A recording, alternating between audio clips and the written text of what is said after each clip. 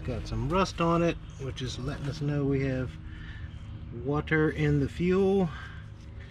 So we'll get this over to the workbench, take it apart.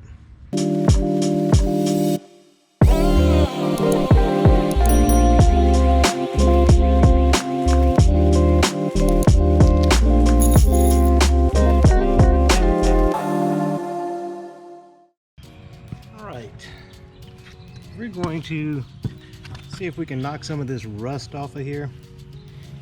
This part we don't really matter. This is the fuel pump here. All right, let me just start from the basics. This is called a sock, and basically it's like a pre-filter. Most cars have a separate fuel filter that lives underneath the car, sometimes in the engine bay, and that's your last fuel filter before it hits your fuel injectors. This here, this is a sock, and what this does is keep all the gunk that sits in the bottom of your fuel tank from getting into the fuel pump, which is this part right here. Okay, and this sits in a little rubber cup to kind of help keep the vibration down. But you know, in the newer cars you don't really hear your fuel pump going, but in older cars you hear your fuel pump running, and this kind of keeps it quiet. So from your fuel pump, you have a small little rubber hose that goes from the fuel pump up into the collector here, and then up and out, and connects to this pipe, this line, and this is your send line. Now, on modern fuel injection cars, you have about 45-50 psi, pounds per square inch of fuel that comes out of this line, goes up to the engine, and it hits your fuel injectors, and the fuel that's not used gets recirculated back into the return line. And what this does is it goes back into your fuel tank and it recirculates basically, and the fuel actually keeps the fuel pump cool. That's what keeps the pump from burning up. This is a connector I showed you earlier, and this connects or gives you the power for the fuel pump. And in this case I have a 6-pin connector, and this connector also connects to the float level gauge. So inside of your fuel tank you have a little float, just like in a toilet, and as the float goes up, the more fuel you have in there, it sends a signal to your fuel line to let you know how much, not fuel line, fuel gauge, to let you know how much gas you have. Now, that's your second pair. Let me back up. 6-pin connector means that you have 6 wires going into your fuel tank. 2 of those wires are power wires to run your fuel pump. The other 2 of those wires is for your fuel gauge, your fuel sending unit. And on this car, the last 2 wires are for, if you can see this down here, the wire comes down, and this checks the octane rating of your fuel. If I'm correct. You know what? I'm taking a swag at this. You've heard people say, take a swag at it, or take a wag at it. WAG, W-A-G, actually means wild ass guess, and swag means the scientific wild ass guess. I'm just making this up as I go. Anyway, I think that's what this is for. I may be wrong. You can correct me in the comments, but this is a sensor of some sort. Let me see if I can get that on camera. It sits right in there.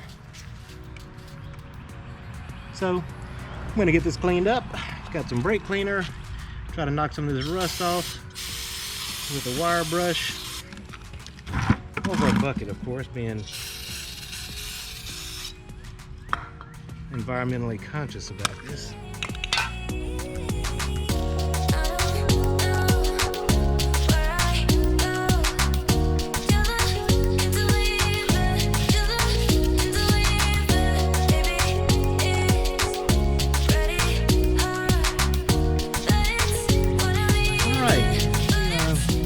The rust knocked off of here, and well, except for the fuel pump.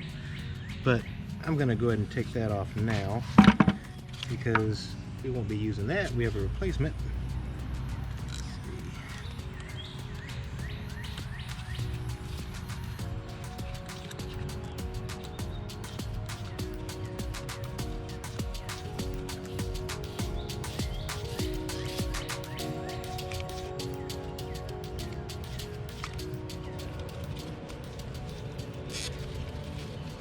Hot dog. Hey. Whoop. You're gonna have gas in it, so when you do this, make sure you're someplace that it's not gonna make a mess.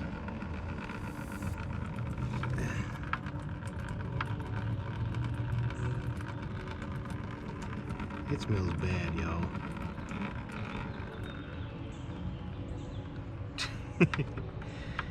Make you want to go to the bathroom, don't it? We'll get the rust cleaned out of there. This has a little connector, which the connector's broken. It's rusted or corroded apart. So this fuel pump itself might not be bad, but fuel pumps aren't that expensive. The pump motor itself, I mean, this part here is probably about $300 or $400 from Subaru, all assembled. But you can get a fuel pump for, you know, I'd say under $40 for a decent one. I'm also replacing this fuel sending unit, and basically it's just this sensor right here, I think. I haven't opened the box yet, that's wrong, but anyway. And I believe this was maybe $40 or so, but anyway, we can get the rest of this rust cleaned off of here, and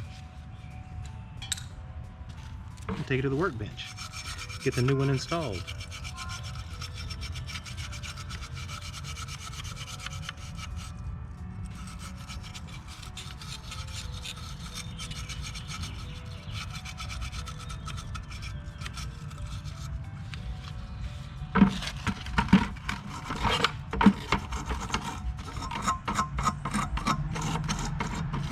Believe it or not, this rust comes off pretty easy. I mean, it's basically just surface rust, and the sediment forms on these parts. So, and you know, with today's fuel that they use, which is cleaner burning and helps your gas mileage and blah blah blah blah blah, but it also has ethanol in it, and ethanol is alcohol basically, and alcohol has water in it. So the fuel nowadays has water in it.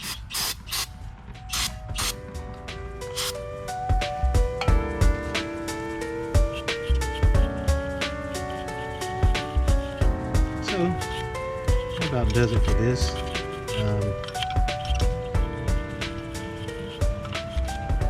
Let's go to the workbench.